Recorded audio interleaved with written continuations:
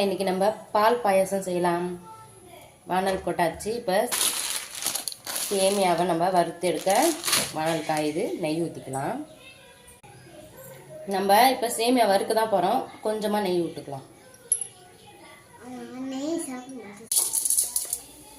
பாருங்க, நல்லா வறுத்துக்கலாம்.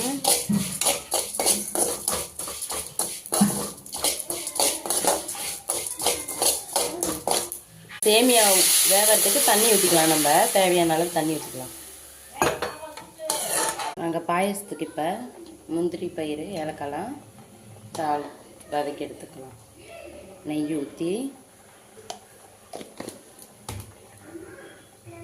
காஞ்சிச்சு. திராட்சை உள்ளர் திராட்சை போட்டுக்கலாம்.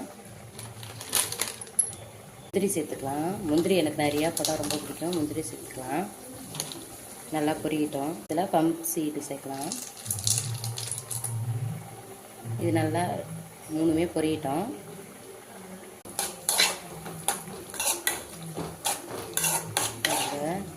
திராட்சை நல்லா பொரிஞ்சிருச்சு. முந்திரியும் நல்லா நல்லா ரோஸ்டாக ஆயிடுச்சு. மெரூன்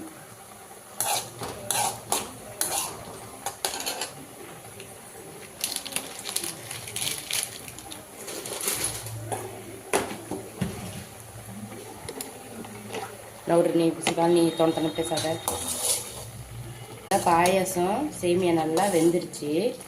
இப்போ நம்ம அங்கே வதக்கி வச்சுருக்கோம்ல, அதை எல்லாத்தையும் எடுத்து இதில் மாற்றிக்கலாம். இங்கே பாருங்கள், எல்லாத்தையும் மிக்ஸ் பண்ணியாச்சு.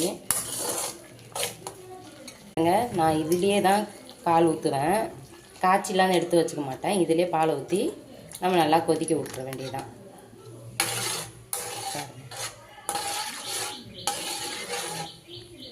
ஏலக்காய் போட்டுக்கலாம். ஒருத்தவங்களுக்கு ஏலக்காய் பிடிக்காது. பக்கத்துலேயே நின்று கேட்டாங்க.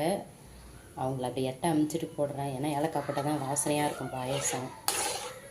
அவங்களுக்கு பிடிக்காதுன்னு எல்லோரும் சாப்பிடாம இருக்க முடியாதுல்ல. இதுலேயே நம்ம சுகர் சேர்த்துக்கலாம்.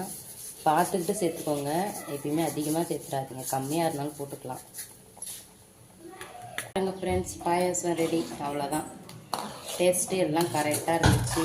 சர்க்கரை எல்லாமே கரெக்டாக இருந்துச்சு. ஒருத்தவங்க பக்கத்தில் நின்றுட்டு ஏலக்காய் போட்டிங்களான்னு கேட்டுக்கிட்டே இருக்காங்க. சொல்லுங்க. போட்டங்க, போடலைங்க. ஏலக்காய்லாம் போடல.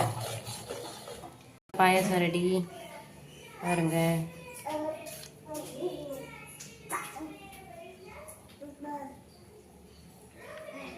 பாயசம் பிடிச்சதே அவங்களுக்கு தான். அதில் வேறு ஏலக்காய் போட்டிருக்கோம். என்ன பண்ணுறாங்கன்னு தெரில. வாங்க சாப்பிட வைப்போம். நீங்களும் செஞ்சு பாருங்கள்.